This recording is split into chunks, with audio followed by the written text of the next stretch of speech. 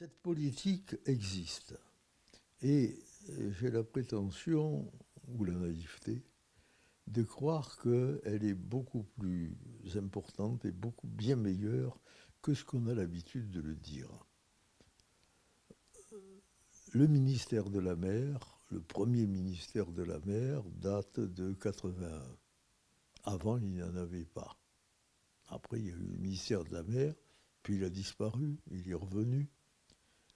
Je crois que le problème n'est pas dans la forme, qu'il y ait un ministère de la mer ou qu'il n'y en ait pas. Le problème, c'est qu'il y ait une politique maritime. Et cette politique maritime, elle a eu des bonnes réalisations dans le passé. Par exemple, quand on a créé le régime des ports autonomes.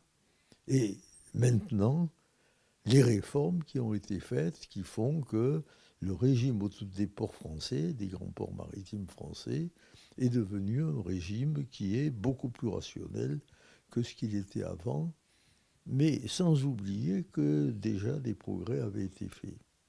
Dans les années de la loi de l'autonomie de 65, et des tas d'autres mesures qui ont été prises.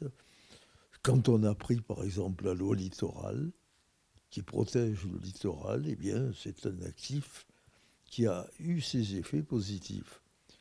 Donc je crois que tout en étant objectif, je crois qu'il ne faut pas être particulièrement critique.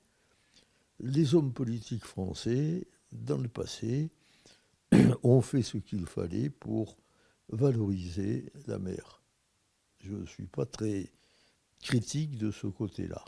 Certes, la perfection n'est pas de ce monde, dans ce domaine-là comme ailleurs, mais ne soyons pas inutilement critiques. Par exemple, la France a été un des premiers pays à mettre en œuvre la zone économique exclusive dès 1976, et elle a la deuxième zone économique du monde.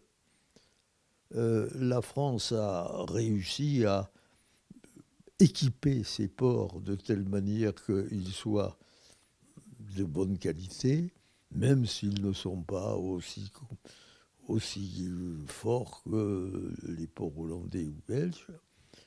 La flotte de commerce française est une flotte qui est également de bonne qualité et qui assure une part non négligeable de notre commerce, de nos échanges internationaux.